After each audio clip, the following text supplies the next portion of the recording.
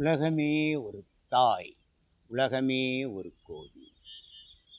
உலகத்தில் பிறக்கும் மெஞ்ஞான அருட்பெருஞ்சோதிஜியே நம்ம சிவம் சக்தி. விண்ணில் பிறக்கும் சூரிய பகவான் மெஞ்ஞான ஜோதி, மெஞ்ஞான சிவம், மெஞ்ஞான ஒளி. இரவிலே வரும் அன்னை பௌர்ணமி தாய் மெஞ்ஞான சக்தி, மெஞ்ஞான ஒளி. இந்த ரெண்டு ஒளியுமே இந்த உலகத்தை அரசாட்சி புரிவது. விண்ணில் ஜோதி பிறக்கல்னா அந்த நாட்டில் எந்த நாட்டிலேயே அரசாட்சி இருக்கும்? அரசு ஆளன்னு ஒரு மனுஷன் எவனாட்டு இருப்பானா? விண்ணில் ஜோதி பிறக்கவில்லை என்றார். ஹீரோ ஹீரோனி அவங்க ரெண்டு பேரும் தான். அவருடைய விழிவின் அசைவிலே இந்த உலகம் ஏங்கி கொண்டிருக்கு. அந்த அரசாட்சி இல்லைன்னா, விண்ணிலே பகவானின் அரசாட்சி இல்லை என்றால் இந்த மண்ணிலே எந்த அரசாட்சியும் இல்லை. இந்த இறைவன் இந்த மனிதனை படைத்து மனிதனுக்கு தேவையான வாழ தேவையான அனைத்தும் இம்மியளவு கம்மி இல்லாமல் கொடுத்ததிலிருந்து எதை எடுத்து என்ன செய்யலாம் என்பதை கற்றுக் கொடுத்து தொழிலை கொடுத்தார், வேலையை கொடுத்தார். மனிதனுக்கு வேலையை கொடுத்தார். அதிலே உணவே நாம் உண்பது, தின்பது, குடிப்பது அத்தனையும் டோட்டல் இந்த வாய்க்குள்ளே போகிறது அத்தனையும், அல்வா முதற்கொண்டு உணவே உயிர். நம்ம ஆத்மா உயிர் சோத்தில் இருக்குது. எங்கே இருக்குது? நம்ம திங்கிறமே அனுதினமும் ஒரு நாளைக்கு 3 ஆட்டை 4 ஆட்டை, இடையில கண்ட பலகாரம் எல்லாமோ சாப்பிடுதோம். உணவே உயிர் ஆத்மா. பிறந்த ஒரு குழந்தைக்கு பால் என்று கொடுக்கலனா என்ன ஆகும்? தன் தாயின் வயிற்றில் இருக்கும் வரை தாய் கொடுக்கிறாள். அவளுடைய குழந்தை பிறந்தவுடன் தொப்புள் கொடல் என்று ஒன்று கட்டாகப்படுகிறது. அதுவரை அந்த உணவை கொடுத்து கொண்டிருந்த தொப்புள் கொடி கட்டாகிறது. கட்டான சில நிமிடங்கள்லேயோ மணிலேயோ குழந்தைக்கு பசி தூண்டப்படுகிறது. முதல் தூண்டப்படுவது என்னது? இந்த உடலிலே பிறந்த குழந்தைக்கு பசி.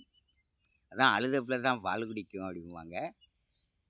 அதே மாதிரி இந்த குழந்தைக்கு தொப்புள் கொடி துண்டிக்கப்பட்டவுடன், பசி எடுத்தவுடன் என்ன கொடுக்குறோம்? பால் கொடுக்குறோம்.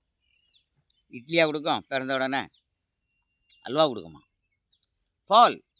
அந்த இளம் குடலுக்கு பால். அந்த பால் தான் சக்தி உடம்பு. அதில் தான் குழந்தை வளருக்கு. அதுக்கப்புறம் வளர பல உணவுகள் கொடுக்குறோம். அப்போ உணவே, நீ உண்ணக்கூடிய இந்த உணவே, உணவென்றால் 1 2 3 இறைவன் கொடுத்திருக்கிறார். அற்புதம் ஐயா.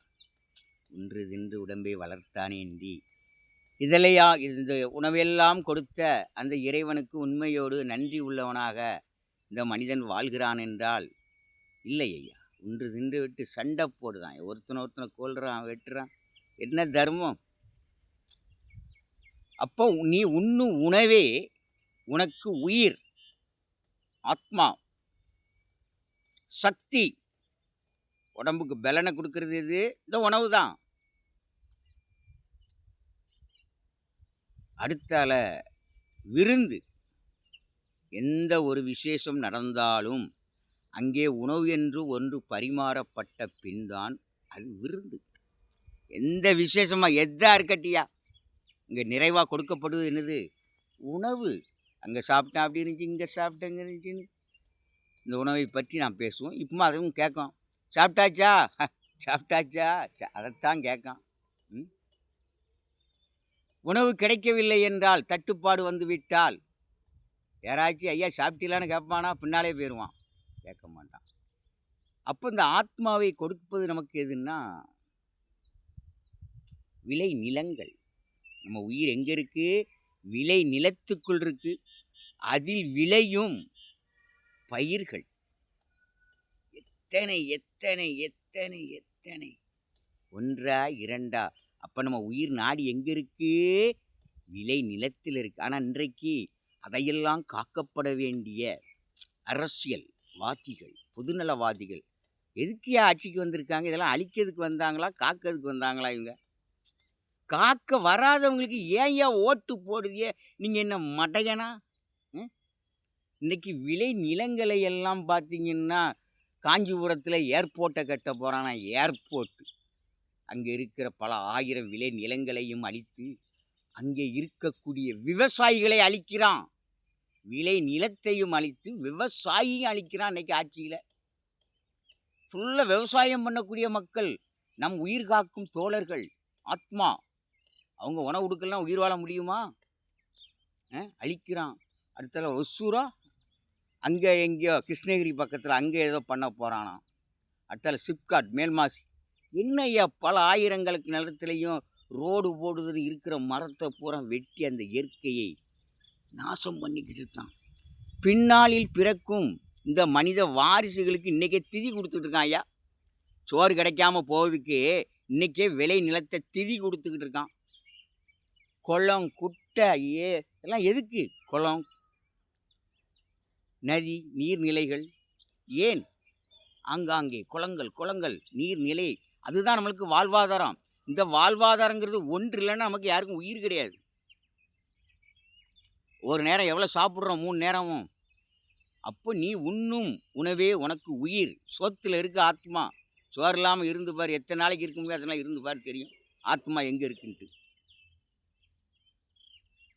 உயிர், நம் உயிரை காப்பது உணவு. அந்த உணவு இறைவன் நமக்கு நிறையா பல விதத்தில் கொடுத்துருக்கிறாரு. நீ உண்ணும் உணவே அருமருந்து. அதில் இருக்கு எல்லா மருந்தும் நீ சாப்பிட்ற உணவுக்குள்ளே இருக்கு.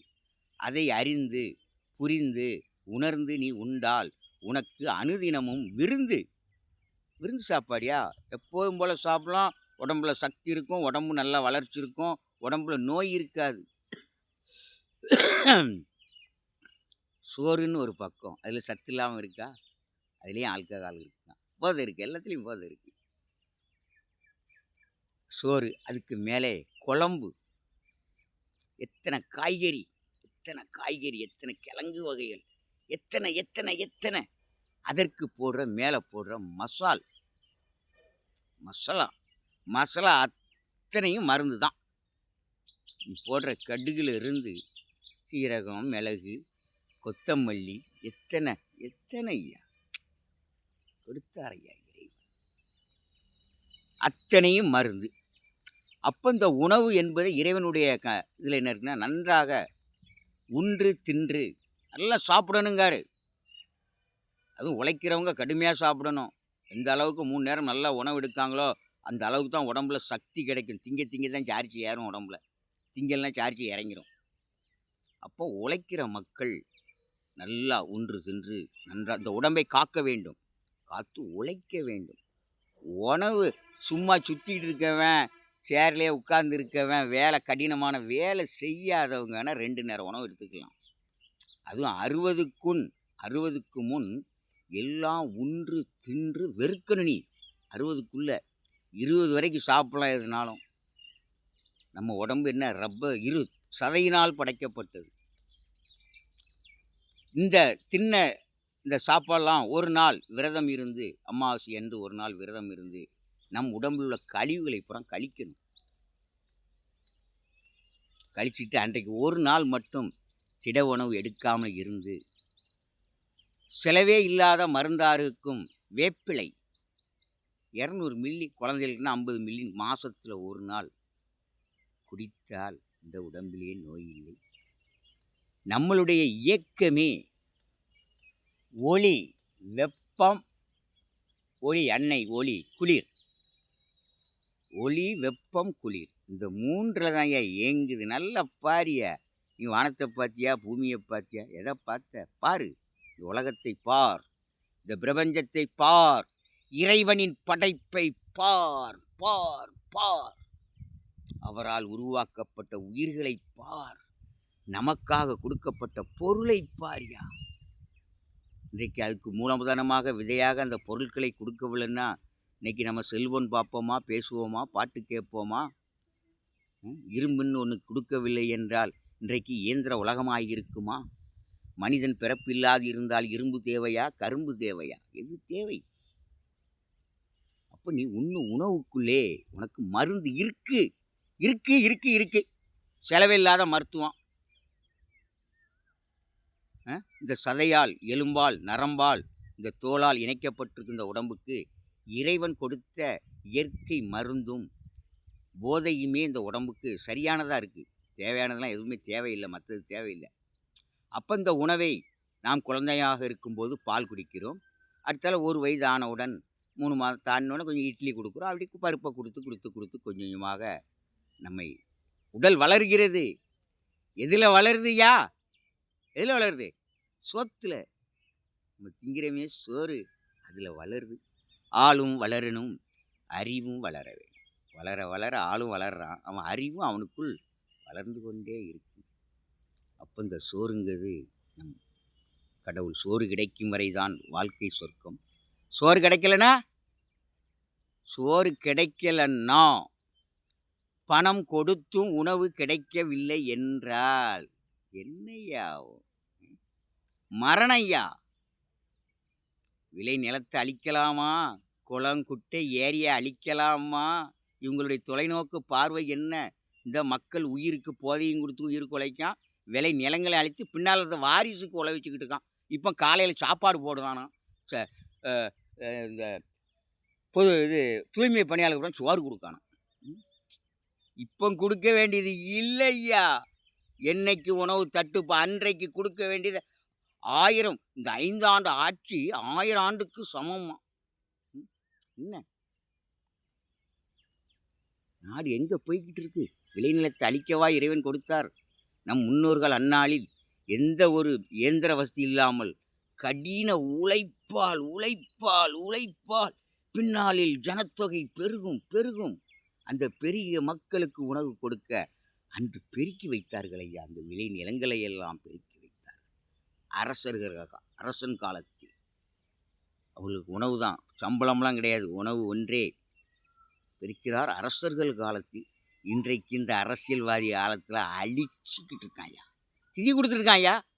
இன்னைக்கு காலைல சாப்பாடு போடுறான், அதை போடுறான், பின்னால் பிறக்கிற வாரிசுக்கு திதி கொடுத்துக்கிட்டு இருக்கான். இங்கே ஆன்மீக பேரில் செத்தவனுக்கு திதி கொடுத்துக்கிட்டு இருக்கான்.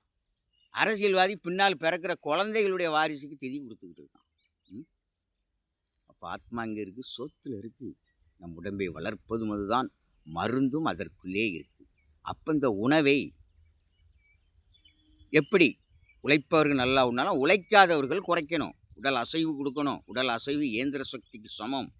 கடின உழைப்பவர்கள் எந்த பயிற்சியும் செய்ய வேண்டாம், ஒன்றும் செய்ய வேண்டாம். முழுமையான உடல் அசைவு அவங்களுக்கு இருக்குது. அவங்க செய்கிற வேலையில், கூலி வேலை செய்கிறவர்களுக்கு.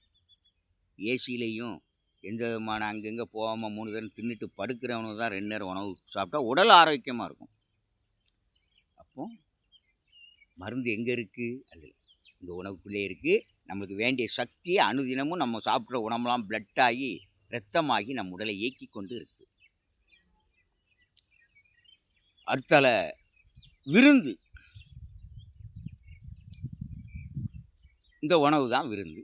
இந்த விருந்து இல்லைன்னா என்ன? அதான் சொல்லியிருக்கேன், கோயில் இல்லாவிட்டால் கூட இந்த உலகத்தில் உயிர் வாழ முடியும், விளை நிலம் இல்லை என்றால் உயிர் வாழ முடியாது. ஏன்னா சாமி விண்ணில் ஜோதியாக இருக்கார், அவர் தான் அனுதினமும் காப்பாற்றிட்டு இருக்காரு. என்னை சிலையாக காப்பாற்றிட்டு இருக்கு. அடுத்து நீரோட்டம் இல்லை என்றால் தேரோட்டம் இல்லை சொல்லிட்டு போயிருக்காங்க ஐயா, சும்மா சொல்லலை. அதில் அடுத்து இன்றைக்கு உங்களுக்கு என் அன்பு மக்களுக்கு, அவர்களோடு பிறந்தவன் நானும் ஒருவன், மனிதன் உங்களில் நானும் ஒருவன். நான் ஒன்றும் பெரிய சாமியும் கிடையாது, வேணா பாவின்னு வேணால் சொல்லலாம், சாமி கிடையாது. எவன் சாமி? இறைவன் எனக்குள் அருள் புரிந்தார், என்னை ஆசீர்வதித்தார். 20 ஆண்டு காலம் பட்டினி சிறை, பட்டினி பட்டினி பட்டினி, பல நாள் பட்டினி. இப்போ ஒரு நேர உணவு, மதியம் மட்டும். இடையிலே எதுவும் ஒரு உண்ணாத நிலைக்கு வந்த பின் முழுமையாக இந்த ஆசை என்பதை ஓரளவு துறந்த பின் அப்பன் அருள் புரிந்தார். அந்த அருள் புரிதலை பேசுகிற நம்ம என்ன சாமியா? நம் உள்ளத்தை ஆட்கொண்டு பேச வைக்கிறார். என்றும் வருவர் ஜோதி. இந்த நம்ம கொஞ்ச நாள் இருப்போம், பிறகு செத்து மண்ணுக்குள்ளே மண்ணு உரமாக போகிறோம். நம்ம என்ன சாமியா? பிறப்பு இறப்பு ஒரு முறையே மறுமுறை இல்லை, மாண்டு போகிறவன் மீண்டும் பிறப்பதில்லை. இறைவனுக்கு நிகராவன் மனிதனா, மாண்டு போகும் என்ன மனிதனாயா சாமி? அறிவுள்ள மனிதனை சிந்தித்து பார். விழிப்புணர்ச்சி வரணுங்க. அதுபோல் குழந்தையாக பிறந்தவுடன் நமக்கு பசி தூண்டப்படுகிறது.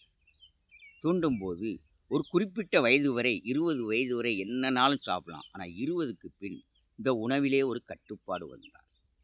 எண்ணெய் பலகாரத்தை குறைக்கணும், இனிப்பு பலகாரத்தை குறைக்கணும். 60க்கு பின் இனிப்பு பலகாரம் எண்ணெய் பலகாரம் திங்கவே கூடாது. தின்னாலே உடம்பு கேடு. இப்போ தான் திங்கான் போண்டா பூரி புரோட்டாலாம். 60க்கு பிறவியா பல் இல்லாட்டாலும் மென்னி உளுங்குதான் உள்ள. உடம்பை அவனே கெடுத்துக்கிட்டு தான். அதாவது உன் உடம்பே நல்ல முறையில் சரியான முறையில் உணவு உண்டால் உனக்கு அனுதினமும் விருந்து, இல்லைன்னா மருந்து. இன்றைக்கி மருந்து தான் டப்பா கணக்கில் வச்சுருக்கான். உணவு கட்டுப்பாடு இல்லை. காலையில் 8 மணிக்குள்ளே ஏதாட்டும் ஒரு இட்லியோ இடியாப்பமோ சாப்பிட்லாம். தோசையோ இட்லியோ சோறோ. மதியம் நல்ல ஒரு உணவு. இரவிலும் ஏன்னா 3 நேரம் இந்த குடலுக்கு இறை போட்டு ஆகணும், கண்டிப்பாக போடணும். 3 நேரம் சாப்பிட்ணும்.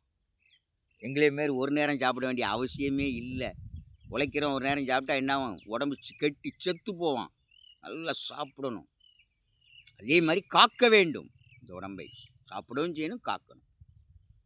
இதுமாரி மழை காலங்களில் ரசம், கருணக்கிழங்கு, சேனக்கிழங்கு, பாவைக்காய், மழை காலங்கள் பருப்பு ஐட்டங்களை குறைக்கணும்.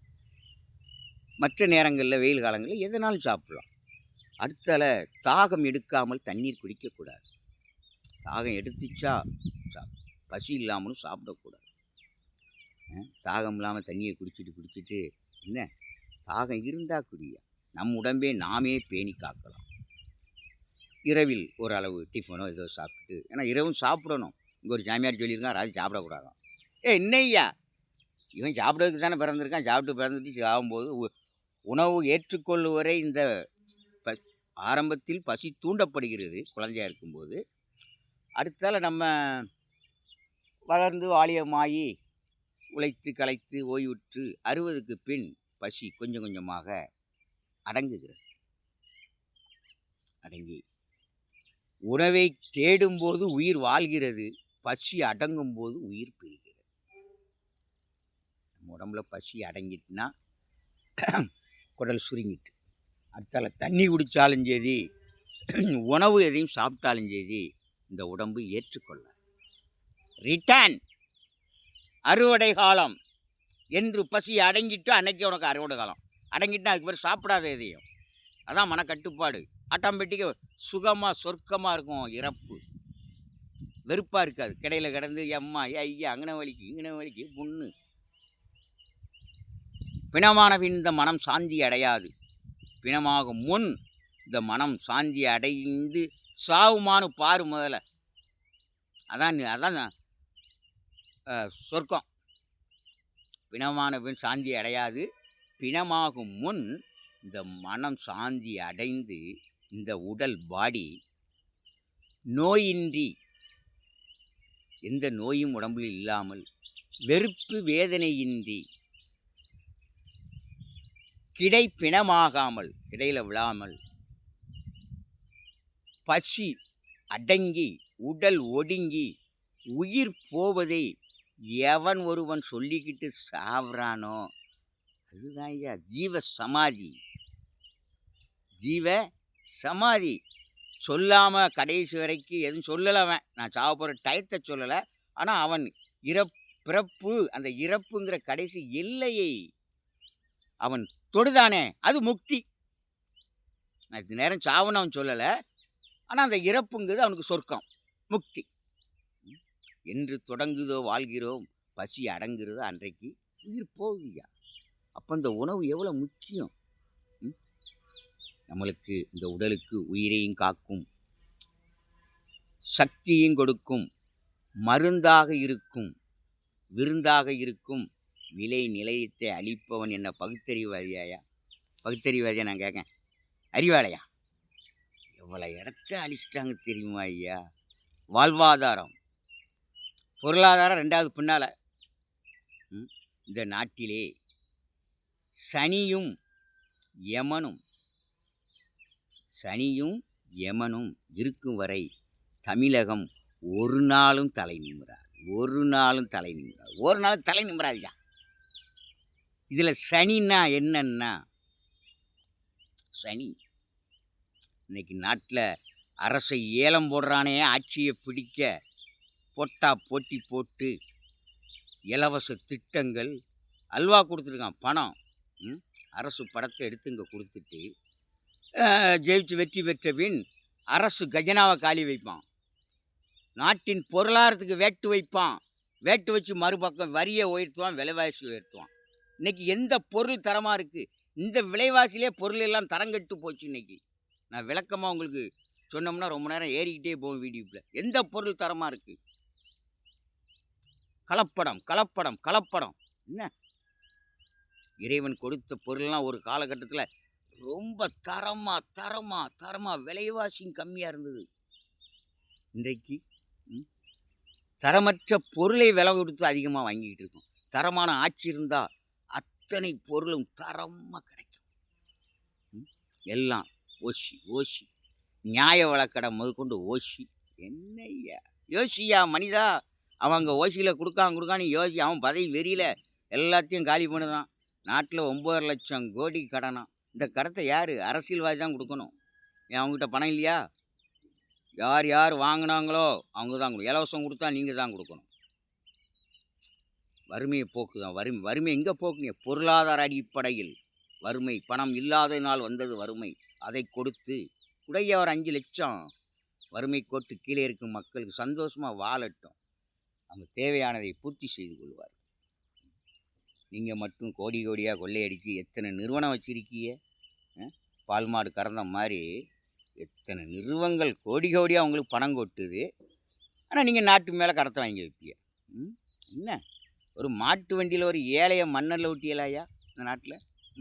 அதை ஒரு நாளைக்கு 2 வண்டி எடுத்தே கொண்டு போயாவது என்னத்தையோ ஒரு கஷ்டம் தீரும் அவனுக்கு. மணல் விலை கொண்டு இன்னைக்கு விண்ணை தொட்டு விட்டியா? மணல் இயற்கையாக ஓசியில் கொடுத்தது. காசாக வாங்கினார் மணலுக்கு.